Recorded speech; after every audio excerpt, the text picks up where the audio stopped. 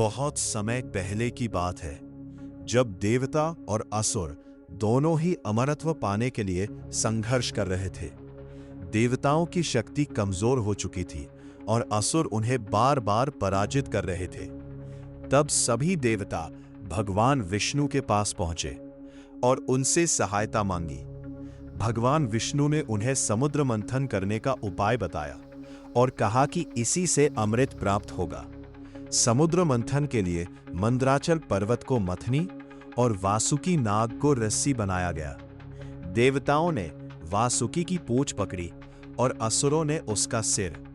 जब मंथन शुरू हुआ तो समुद्र में हलचल मच गई और अनेक दिव्य वस्तुएं निकलने लगी, लेकिन सबसे पहले निकला एक भयानक और जहरीला विष, जिसे हलाहल विष कहा जाता है।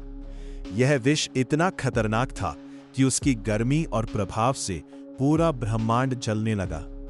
देवता और असुर दोनों घबरा गए और किसी को समझ नहीं आ रहा था कि इस विष से कैसे बचा जाए। तब सभी देवता भगवान शिव के पास पहुंचे और उनसे प्रार्थना की कि वे इस संकट से सृष्टि को बचाएं। भगवान शिव ने सभी की रक्षा के लिए उस विष को अपने हाथ में लिया और उसे पीने का निर्णय किया। जैसे ही भगवान शिव ने विष पिया, माता पार्वती ने तुरंत उनका गला पकड़ लिया ताकि विष उनके शरीर में न फैल सके। इस कारण वो विष शिव जी के गले में ही रुक गया और उनका गला नीला हो गया। तभी से भगवान शिव को नीलकंठ कहा जाने लगा, जिसका अर्थ है नीले गले वाले भगवान।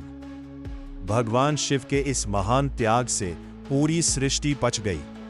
इसके बाद समुद्र मंथन से अनेक दिव्य वस्तुएं निकली, जैसे माता लक्ष्मी, चंद्रमा और अंत में अमृत कलश। भगवान विष्णु ने मोहिनी रूप धारण करके अमृत को देवताओं में बांट दिया, जिससे देवता फिर से शक्तिशाली हो गए। इस कथा से हमें यह शिक्षा मिलती है कि सच्चा बलिदान वही है जो दूसरों की भलाई के लिए किया जाए।